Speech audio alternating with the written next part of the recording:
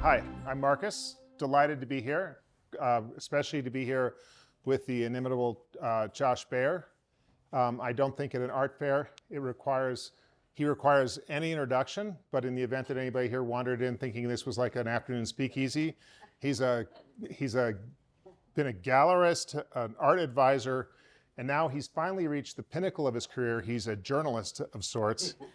He's the publisher of the Baer Faxt, which is the sort of consummate art industry newsletter and auction database, to borrow a phrase from the Washington Post where I used to work. If you don't get it, you don't get it. He didn't just work there. He was like the executive editor there. It's like, it wasn't like he was like mailing out the papers. Actually, I was doing that too. You know, it's a small place. What's the newspaper about? That's another story. But we're delighted that you're all here today. And it's a beautiful summer day, which leads me to my first question for you, Josh, which is, I thought the whole art world, you know, went to Basel and Venice and took the summer off. So why are we here? Man, what's the movie? It's called Follow the Money. I see. Or Show Me the Money, this kind of thing. It's like the art world hasn't, I don't know, sixth sense of saying like, there's a lot of big art collectors here. A lot. So during COVID, it really made sense. During lockdown, we saw galleries opening in Palm Beach. They're gone, most of them. The Hamptons, they're gone. Aspen, the galleries are gone, but the people who collect art, they're here. So it makes sense to meet them where they are. Yeah, I was talking to one of the gallery owners here who was saying this is actually one of the most productive art fairs he goes to because there's so many people here who are, it's a small fair, but everybody is very serious about their art. And I'm just, you know, one of the things that's intriguing to me about the art market, and I'm a rank amateur here just to be clear, is the proliferation of art fairs and the way in which the art market has gone sort of year-round and has gone global. And I wonder if you could talk a little bit about what's powering the art market. Is it the art fairs? Is it the auction houses? Is it the galleries? Or is it something else? Is it something to do with social status? Is it something to do with asset classes? What's driving the art market? All of the above, none of the above. I said recently that I just sort of posited the question about art fairs in general. I said, are they evil? Some people think, oh, it's a terrible way to see art and you're not like interacting with it in the ideal situation. Then there's another view that they're really necessary for the galleries to stay alive and to be able to pay their bills, or are they a necessary evil? And I think I would sort of go into that third column. I mean, we have art fair directors and owners here, and like, it's like, I used to do art fairs in the 80s before most of you were born. And for me as a gallerist, it wasn't a place to make money. It was a place to market and meet curators and sort of hope they'll come to the gallery in New York eventually. And I think in 11 art fairs, I never broke even. That was then. Now for galleries, it can be their whole financial future can be there. And their relationship with their artist can be based on, are you an exhibitor in Art Basel? Oh, you're not, I should switch galleries. So they become a very powerful force in the art world. And I say both for good and evil. So the galleries, the artists, and the people have to figure out what do we want from them? How are we using them? And be a bit intentional for what they're about. Do you think they're popularizing or widening the interest in art collecting and in art? I think that once the money became big enough to be on CNBC, the Wall Street Journal, and it became not only acceptable but viable to collect art, the art fairs were natural. How many of you have booths here or are art dealers? Okay. How many of you are collectors? Okay. So the collectors that are here, this is fun, right?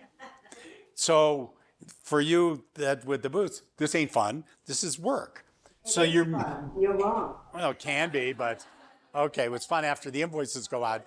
But relatively speaking, it's like for one set of people, it's a job, it's their business, it's their passion. Another set of people, this is fun. Like, I'm going to come down and fish my hike. Let me go down and see some art. I might like some art and buy art. So you have both things going on simultaneously. And now you have, I don't know, Becca, there are 400 of them in the world. Yeah, Next year, how many do you think there'll be? 300? I think so. I think we're going to see a huge shift. Yeah, and like, so they play a role. Once money became big, the art fairs became more crucial, and many more people came to the art world. And so one stop to see a lot of things, have fun, enjoy. Ideally, it's a good time to interact with the people at the booths, and that's what's good about small fairs is you can really talk to the people. At Art Basel, you know, I wrote this thing, it's like opening day at Art Basel, don't talk to anybody with a booth unless you're buying something. Okay, that's the rule. Step away unless you have your checkbook. Here, I think you can sort of manage both a little bit. Exactly, which is nice. Yes, because so it's. But it feels like it has. I lived in Hong Kong for a long time, a while ago, 80s and 90s, and there was no art fair in Hong Kong in those days. Today, if you go to Art Basel Hong Kong, and which you're going to go to in March, it's interesting, if not inspiring, to see how many young people are going there and looking at art.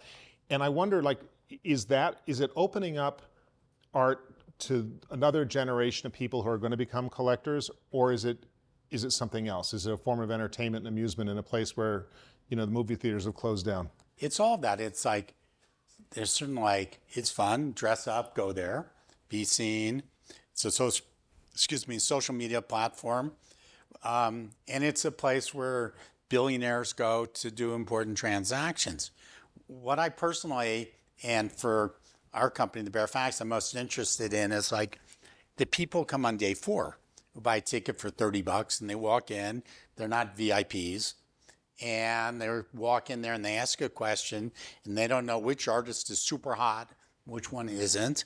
And it's like they're just looking and asking questions. That can be 40,000 people. That's a big future.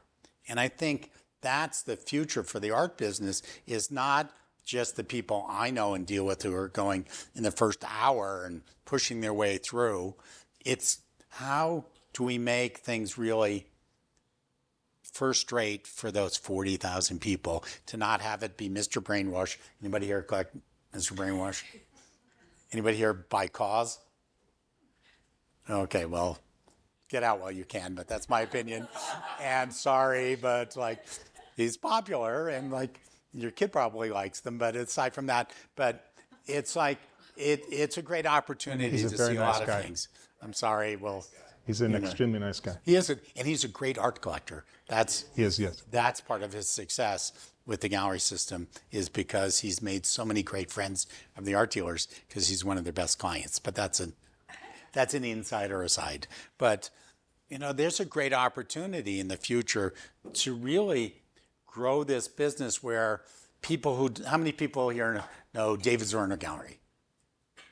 Okay, it's pretty good. Not everybody, but in 20 years, will that matter as much as it does now? It'll still matter to the VVVIPs, but it may not matter as much to 200,000 people who might go to Art Basel, Miami Beach in 20 years. It might be not 40,000 people, it might be 200,000 people. At least that's my optimistic view, is the art world and art business is really going to grow horizontally. People think of growth of the art world and the art market as this price pyramid that only goes up. We've done that. It's reduced, but it's going to grow, I believe, horizontally. Well, we see that geographically, right? I mean, Hong Kong, the growth of Latin America, the big art fair in Mexico City. As these people enter the market, how does it change what kind of art is popular or in demand or is selling and is considered valuable? Well, there's certainly a funnel to the top 100 around the world. You see it in the night sales that are pretty much same 50 every year plus 10 added on. So that sort of becomes a global acceptance that it's certain people. And then I think we have a certain amount of local art that can be important with its own history. So geographically familiar. Calligraphic Chinese ink drawing painting, I don't understand. I didn't spend my whole life there. I'm sure it's great. I believe it's great. It's a language I don't speak. Doesn't make it any less important. So the question is there art that's universal? Do you think there is? I'm curious what your thoughts are. I'm the moderator. I just got to ask the questions. Yeah, I have. So, well, you lived in Asia. Yeah. And you worked there. And I have a lot of calligraphic art on my walls. That's good. It's valuable. I have no idea what it, no. So I've been going there a lot in the last few years, and it's like I had to sort of leave my preconceptions back in America when I came. And somebody there said something really wise, and he wasn't actually Asian. He was like, I think he's Scottish. Marcus Renfrew, who runs all these fairs, he said, you might think the work means the same thing here. And I said, wow, you mean, so Agnes Martin, from not far here, I saw that's kind of universal, abstraction, the sublime. Does it mean the same thing in Aspen that it means in Saudi Arabia, that it means in Thailand? And I suspect the answer is no. But the Western conception is, it's the same, it's our stuff, it means the same thing. We all get Rothko is that, but it probably not. In the same way that art that might come from Latin America, whose culture, history I know nothing about too, it takes different kinds of understanding. So some things might be global and some things might be local. Is more art going to start coming from those places here? I'm on the board of the Hirshhorn Museum in Washington, and we're very interested in like, how do we build up our Latin American art collection, or how do we get more art, contemporary art from Asia? Do you expect that people in this country are going to become more familiar with those forms of art and start to appreciate them for what they are? Well, I've noticed Western galleries are showing a lot more art from Asia. Yeah. And I don't know if that's them learning about it. I don't know if that's them trying to cash in on a market, but it's certainly something that you never saw that's happening now. Yeah, interesting. What about, can we talk about auction houses a little bit? Sure, is anybody in the auction houses here? Okay. I love the auction houses. You had a provocative little commentary in your newsletter a couple weeks ago about Sotheby's new pricing structure, which was too arcane for me to possibly explain right now. I gave you a chart. I know, but I spelled it out. it's too visual for me. So, what's going on with the auction houses? Is their place, their role the same? Are they under financial pressure? Are they going to be the same a few years from now as what they were a few years ago? How are they changing? First of all, they're businesses. And I think it's unfair that we put all these ethical things about the entire art world on the auction house. They shouldn't show young art. Should do their marketplace for shareholders and owners. And the same way galleries have for-profit businesses, or not-for-profits have their charter and their mission. So I think we're looking at them in the wrong way when you're looking at them that way. I would say they're essential to the business. What they provide is the illusion of liquidity. So everybody who's selling art here, somebody walks in and buys your work for $14,000. They would like to believe that at the end of the day, their kids, their ex-wife, whatever, there was an exit strategy. And the auction houses provide a possibility of, like, when you die, it all goes there and all that, and it can be turned into money, whether it's more or less, whether it's the regional auction houses or the big ones. That liquidity factor gives confidence for people to actually buy art. It's like, what am I going to do when I'm gone? And the reason I say it's an illusion is maybe it doesn't sell. So it's not, when you buy stock in Enron, who Who bought Enron stock? Anybody here? Nobody, come on. Nobody's that dumb. Okay, I did. And when it was going down, I called my broker and it's like, sell the fucking Enron. And you know what? He could, because there was a marketplace that said down on Wall Street, somebody's got to buy Enron shares on the way down, right? They had to. It's like 200, 100, it was going, but I got out, okay? When somebody's, Anselm Riley's prices are going, there is no one there saying, I know. Okay, well, but there may not be. There might be for your piece, but not that piece. And the thing about art is, in general, it's unique. So your Anselm Riley might be better than mine, and maybe it sold well. That can happen. They're not, well, other than prints, and that's another little category in photographs, where there's like this print in Stuttgart's the same as the print in Tokyo. But in general, art's unique. And the auction houses, to circle back, they give people the sense that something happened, I could be there. And that level of confidence is, without that, the entire business would collapse completely. So we want them to do well. But are they doing well? Are they managing themselves well right now? Are they managing themselves well? Well, they've never been. If you take Phillips, Sotheby's, and Christie's, they've been in business, the three of them, let's say 750 years, okay? They probably had 7 profitable years between them.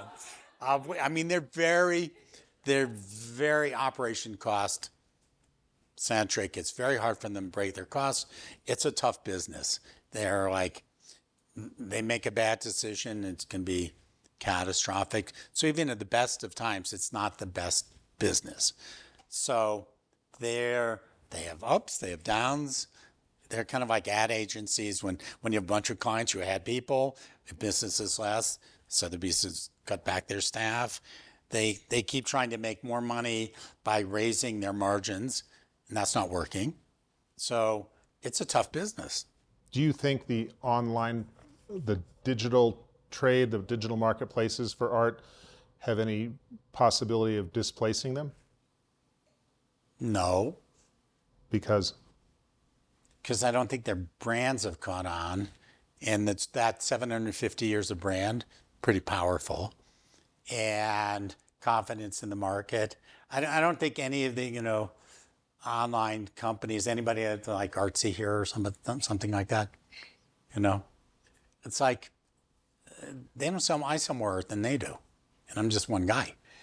And they took $100 million in operating capital to do it. So I'm like, how are they going to pay their investors back?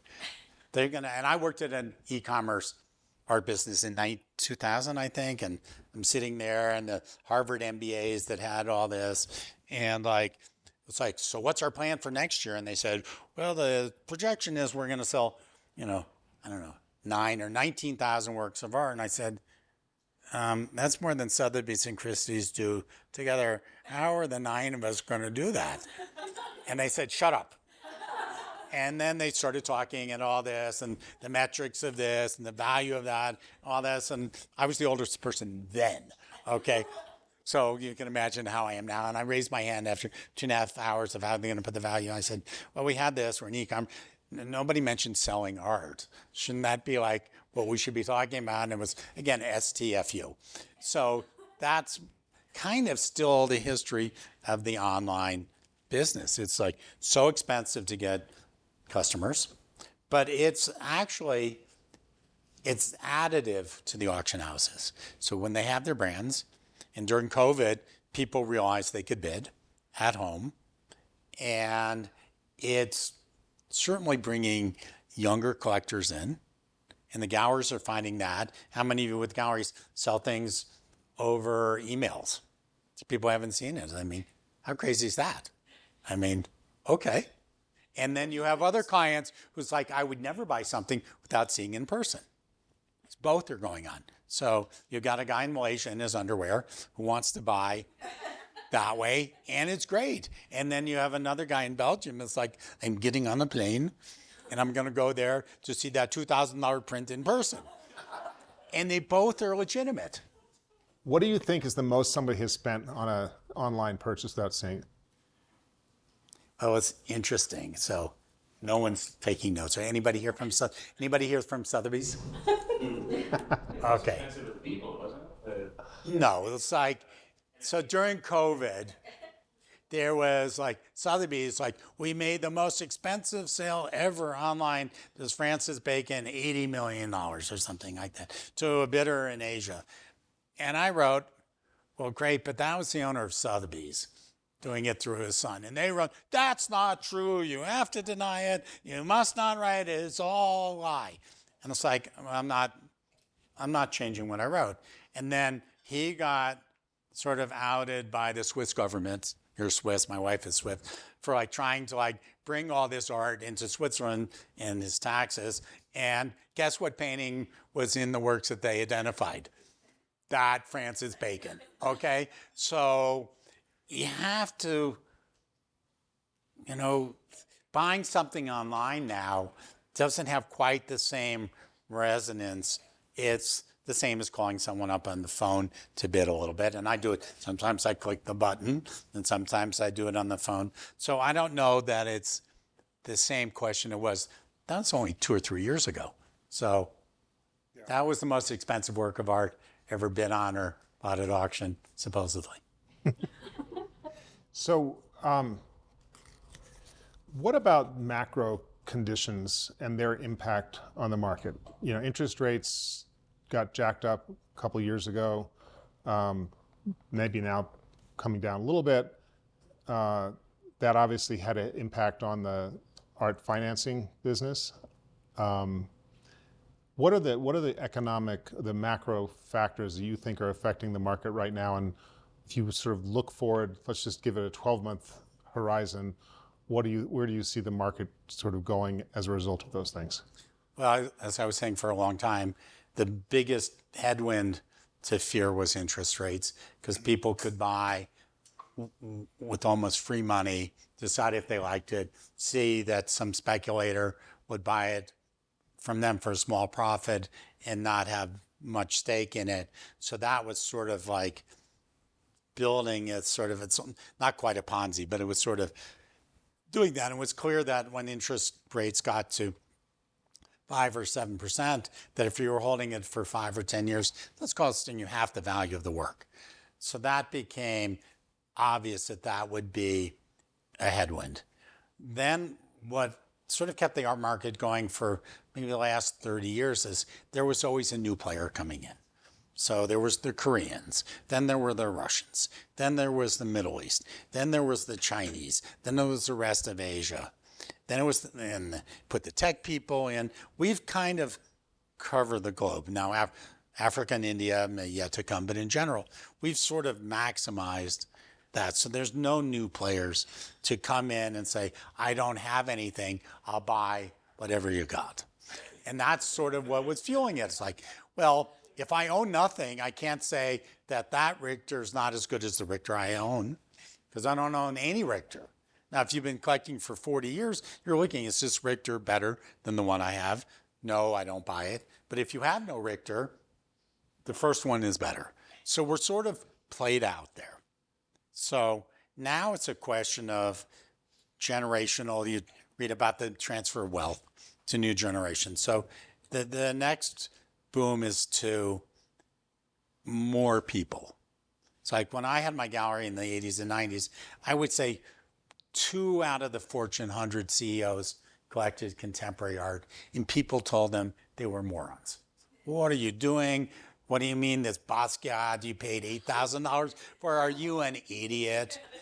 Okay, and that was I'd say 2 out of 100, and probably 8 of them all bought sailboat paintings and put on the one. The rest of them had posters, okay?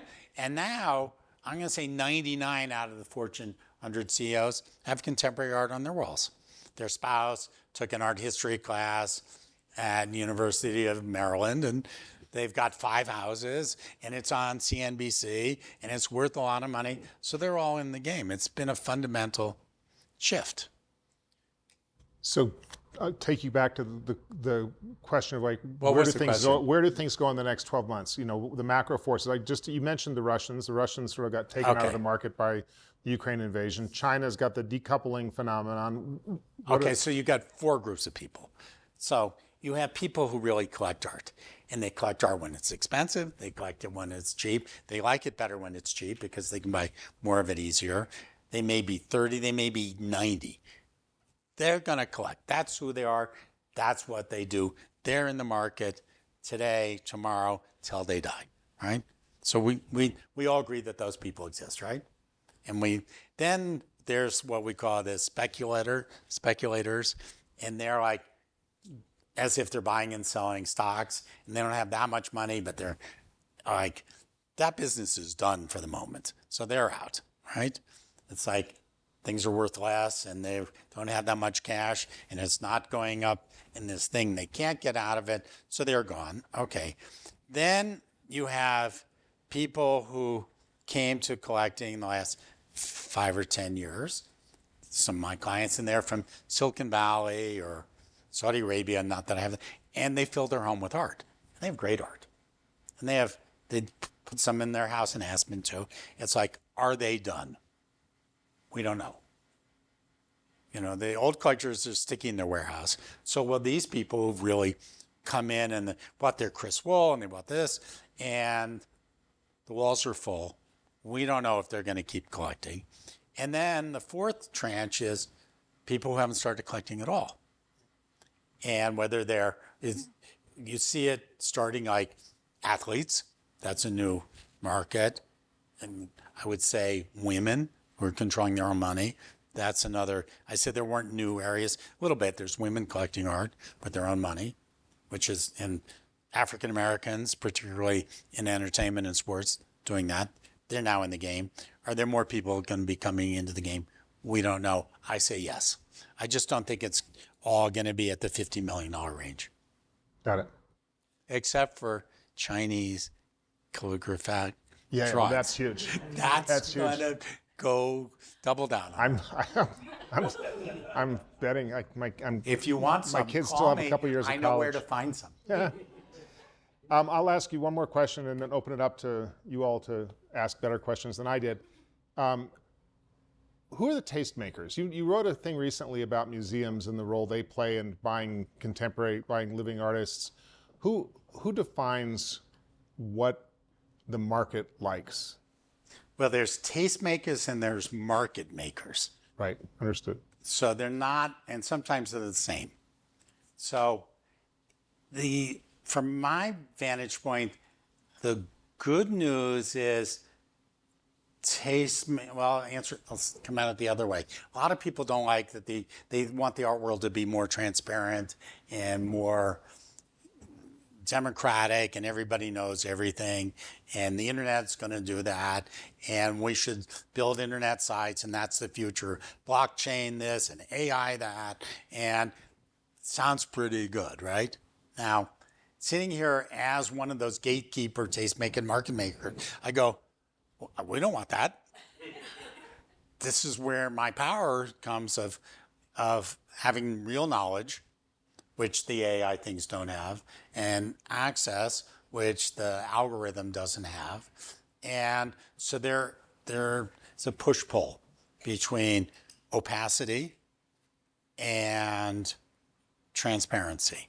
So tastemakers are kind of essential.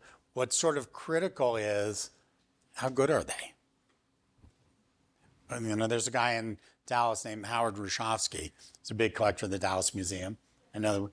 He's probably the most important collector in America in that when he collects something, the museum curators come and see, and they go, well, I never thought about that artist. I should be looking.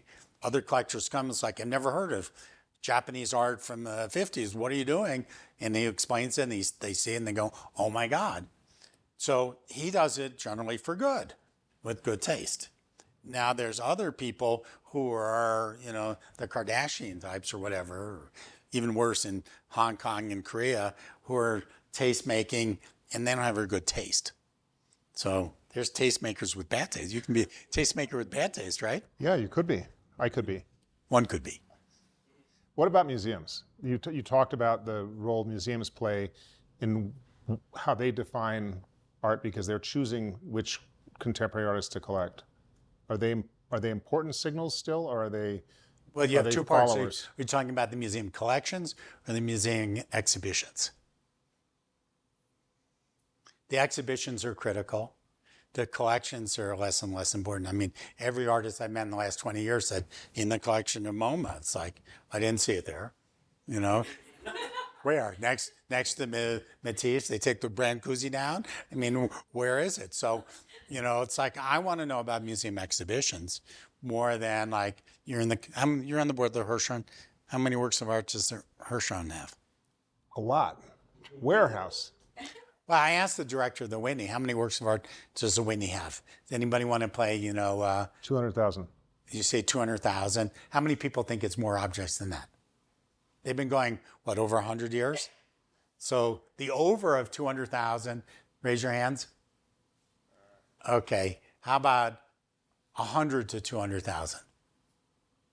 I think it's probably less. I think it's less. Anybody say less than 28,000? Yeah, like 6,000. They have 28,000 works of art. That includes photographs, prints. That's 100 years. So in my mind, they're making careful decisions. You know, now the Met may have 3 or 4 million objects because they're doing encyclopedic stuff.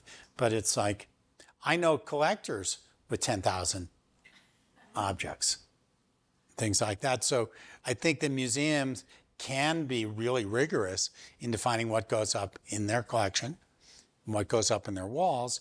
And I'm really pro-museum because you have people who spent their whole life studying art and thinking about it and writing about it, meeting artists. And they're the most important, they should be the most important tastemakers, but they're not. It's the galleries that are. Questions? Yes, ma'am. Do you know how many high net worth individuals, as a percentage of people who say earn more, or families that earn more than $400,000 a year, collect art? No, but the stat I read, and I have to give, I think it was Magnus Rash or Art Tactic, he said there were 6,000 people in the world who spent more than $100,000 a year on art.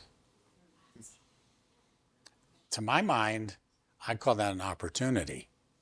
That's kind of a surprising figure, and he's probably right. So, I remember the Journal had an article on art collecting. This goes back 10 years. And the stat that jumped out at me is there's something, at the time, there's something like 30 million millionaires globally, and only 3 or 4% of them collected art. That's what I remember. And I just thought, oh my Yeah. God. This is... but they all have art on their walls. So it's how you're defining it. You been in anybody's house that didn't have something on their walls? You know, whether it's a Madonna, religious kind of cultural thing, a poster from the Met, a thing they bought from the flea market.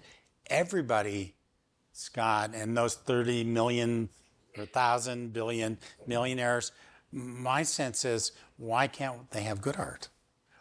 You know, they got doggies playing poker. I'm not going to use the K word. No. And it's like, why not have them have really good art they love?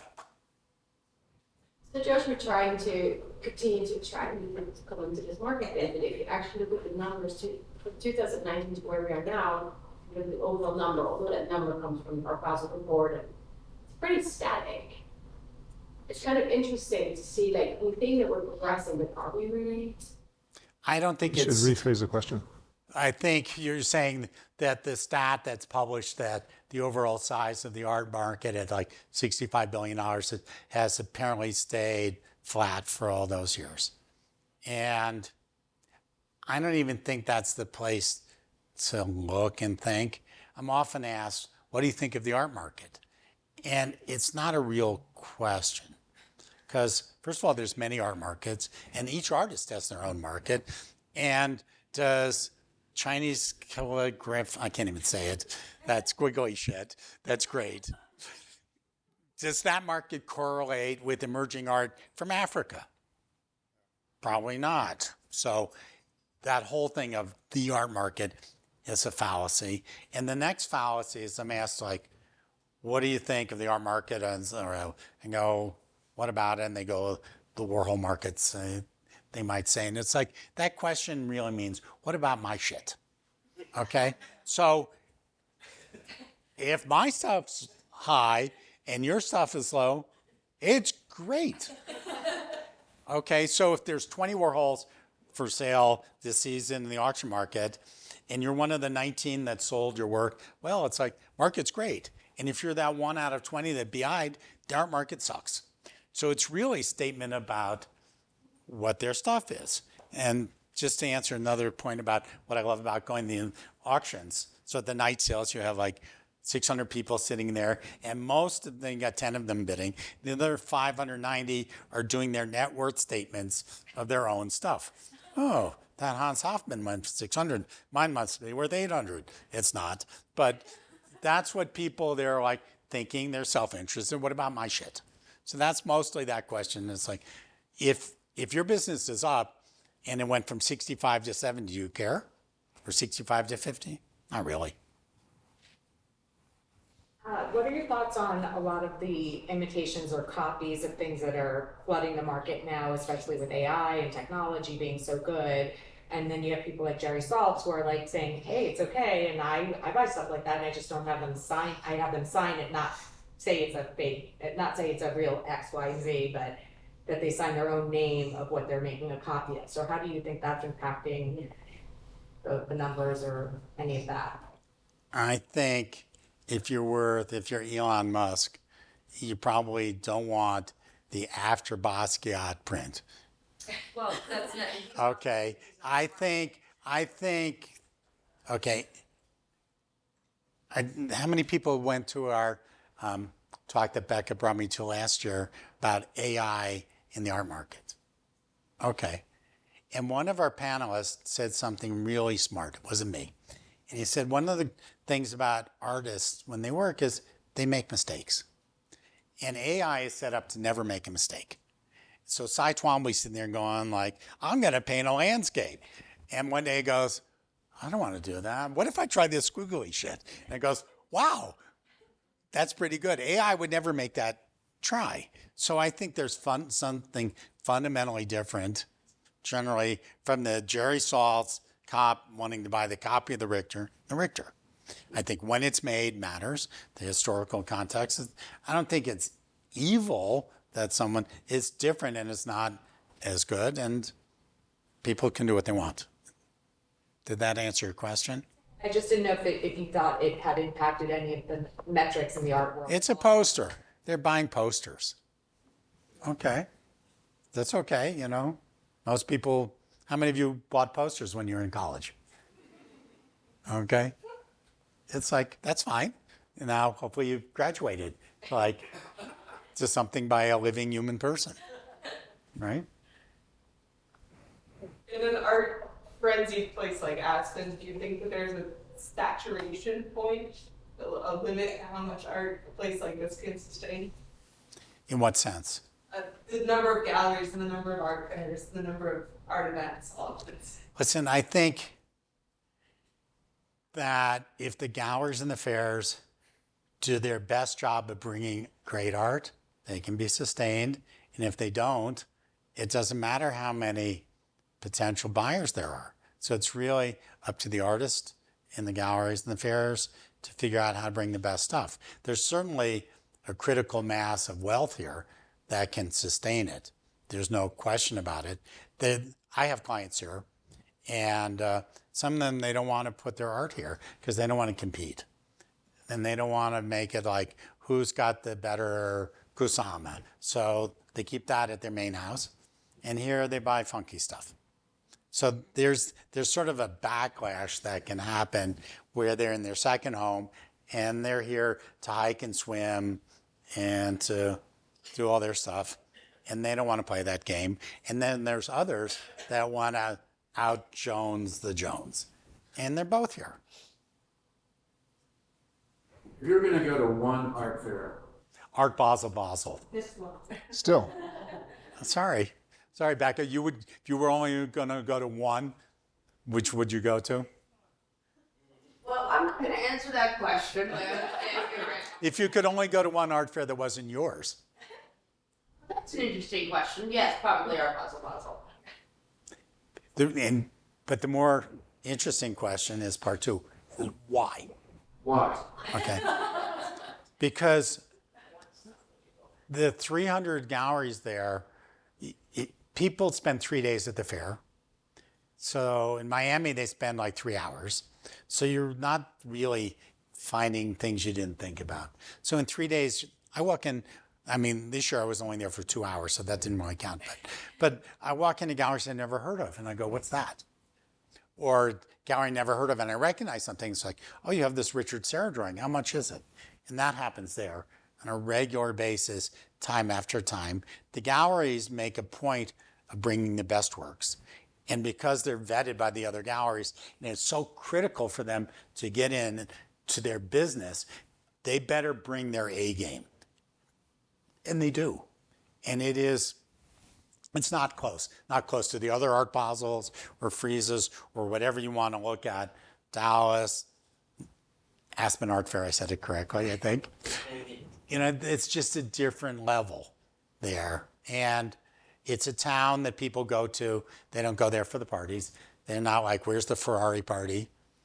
They're there to look at art and museums and the collections in there. And it's really, it's unlike any other. Do you go? Go there with an advisor.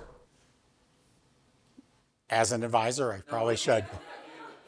Let's say I, as an art collector, went there. Would I be a lot better taking someone who knew a lot more about art than I did? Well, That's kind of a stupid question. it's not a stupid question. It's like, yes and no. I mean, if you go to Art Basel and you go to the satellite fairs and you go, I like that thing, it's $8,000. Doesn't matter if you have an art advisor. You know, an artist, he's 24, went to college in Stuttgart. I like the thing, I'm bringing it home. It's the same thing as my hotel room for the week in Paris. Our advisor. And then the next afternoon you go to Art Basel and you go, I like that thing, and it's $800,000. It's not a bad idea to have somebody who knows what the fuck they're doing to say, well, you do know that was at, let's see, we have Sotheby's, we have Phillips, at Christie's last year, and it had a slash in it, and it was bought in for $300,000. You might be benefiting from that or having that discussion of like, why that particular one? So I think of the 20 or 50 top art advisors in the world, yes, you would benefit from it. So if you had a mediocre art advisor, probably not. If you had a world-class one, pretty much because they would let you follow your instinct and your taste and then help you. Okay. I really liked your horizontal growth outlook for the art world. What else do you think can drive that or build on that besides fairs? Go back.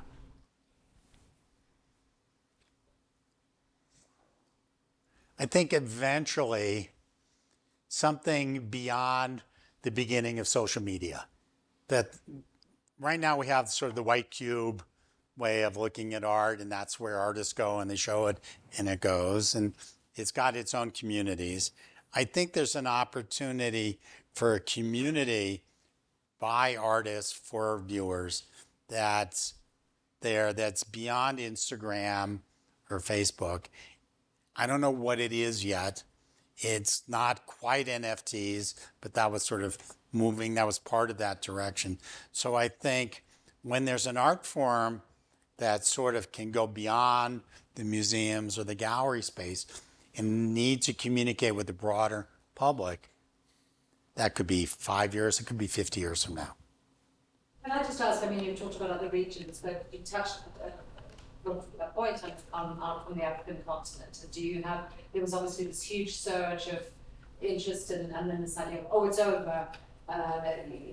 Do you have a view on that? I have a few views on it also because I was in at the beginning of Amawako Balafo and part of that market that blew up. I think certainly there's the African diaspora that's pretty interesting.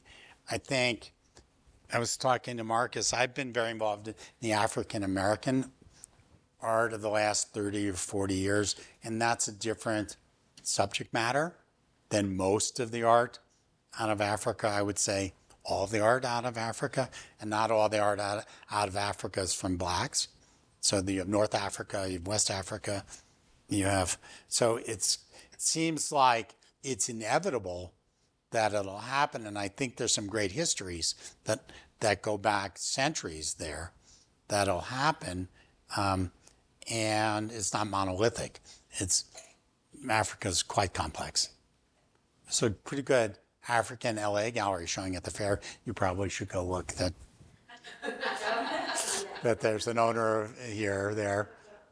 So before I got one, I think we covered a lot. We're happy to talk after.